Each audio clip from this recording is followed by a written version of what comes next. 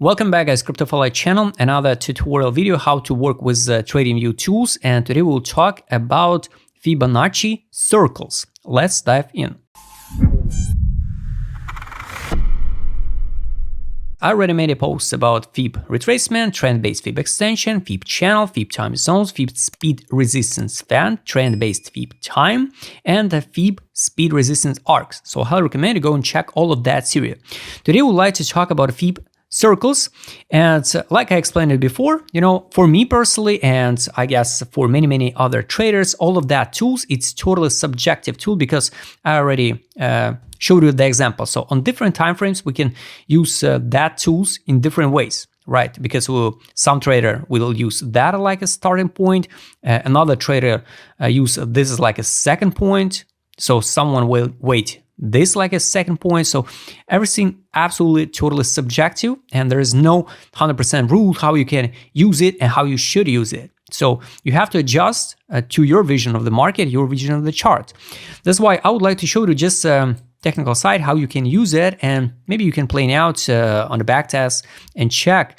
You will find maybe some patterns, which can help you in your analysis. Not to recommend you to build a strategy, trading strategy based on one single tool, so you can use all of that tools like a helpful tool. Let's use the Solana USDT trading pair chart, and take a look what's going on at this current moment, or what's going on in last few weeks or months. So take a look. This is a daily time frame. Use that reply bar till that area. So for example, we don't know what will happen next that time, in the future. So let's say we are trading now at January 2024. We got a long time bear market. So this was a sideways. Of course, you have to use everything in a complex. And for example, we got an impulse, correction, impulse, correction, impulse. But for someone, this one, it's like one big impulse, right? So we got that top and correction, deeper correction. So let's say this one in October, it can be the starting point. So let's use on the daily time frame here, October. After that correction, we start climbing up again. So we go into Fib circles, that starting point and the last point to determine the more touches on the history. So the more touches at a levels we can see on that Fib, the more correct can be that levels. That's why we have to adjust to find the more confirmations of that level. So I think the main impulse being here, this one. Why? Because take a look, we got this one reaction. So when you scale everything on the same place, so you don't need to lock price to bar ratio like it was with the ARC. So everything okay. Take a look, we got a reaction on the daily time frame. Here, pure retested, this one. Another retest here. So another rejection here till penny.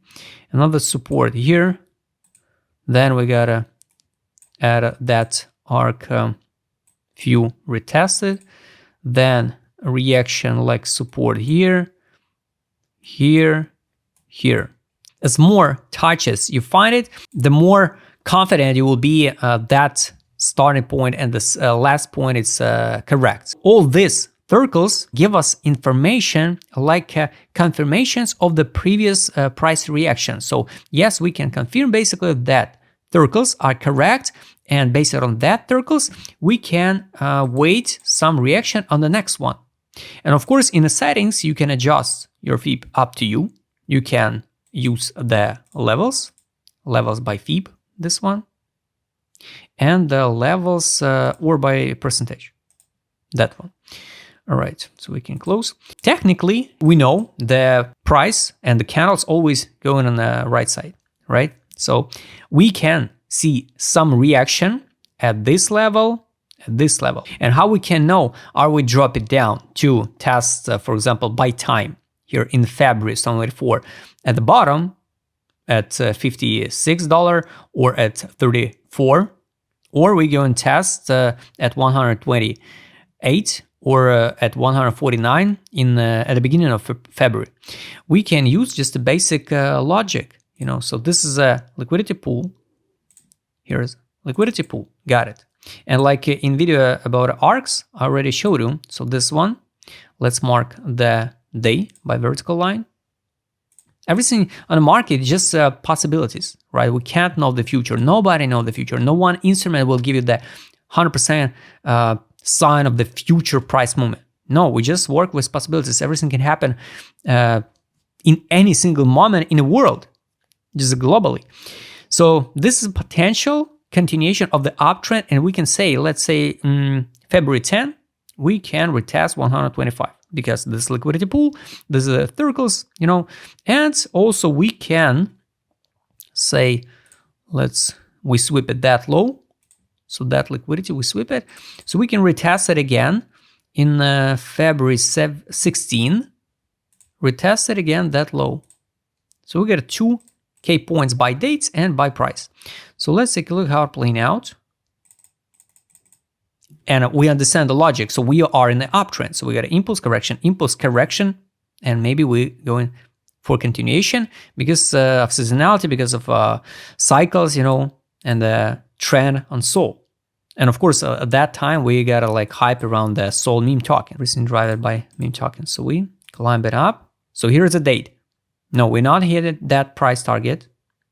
So let's add this like liquidity pool, the first one. And the date should be February 12. February 12. Nothing happened. Bam. Retest. Almost sweep that high. Bam. Sweep it. So yes, lagging a little bit. Next step should be based on that liquidity pool around here. K moment should be in March 2024. Nobody knows, right? So that one, we can delete it. Or here, like March 20. Bam. So we're breaking out, but need to now find a like resistance. That circle. Touch. Retest like support. So the next step is, so we're breaking out that high. Next step is some of that levels. So we're going an uptrend. You get reaction. Reaction at this one, March 16, right? And we get a limitation, you know, by continuation of the trend. So this is the last circle of the trend. Basically, around here, we can say we're going to finish that right. So 215, or it can be on the next day like 223. We're going to finish that right because this is the last circle of that impulse. Reaction, retest, retest, retest. Breaking out the circle and going down. And going down with retest. Like you can see, the circle wants to give you the continuation. Move by uptrend. And of course, we got that liquidity pool. So in the future, that liquidity pool will be like a trigger for continuation of the uptrend. But now, globally, we're going down. And we get a correction, like from the last touch of the circle, for example, it was correction 41%. Then we have to delete that circle, for example, and build another one. And of course, you can build a different circles, depends of time frame. On the weekly time frame, it should be totally another one. But of course, guys, all of that levels, it's absolutely subjective moments, because we can't know the future just by circles. But yes, it can help you determine the potential price movements by days. And I always use the liquidity pools. Two main last liquidity pool, like a trigger to check with a horizontal line, potential breaking out or continuation of the trend. Test and practice with that circles. I hope you like this video. Subscribe channel, hit the like button, hit the notification button. Don't forget to join my Telegram channel. See you next time, guys.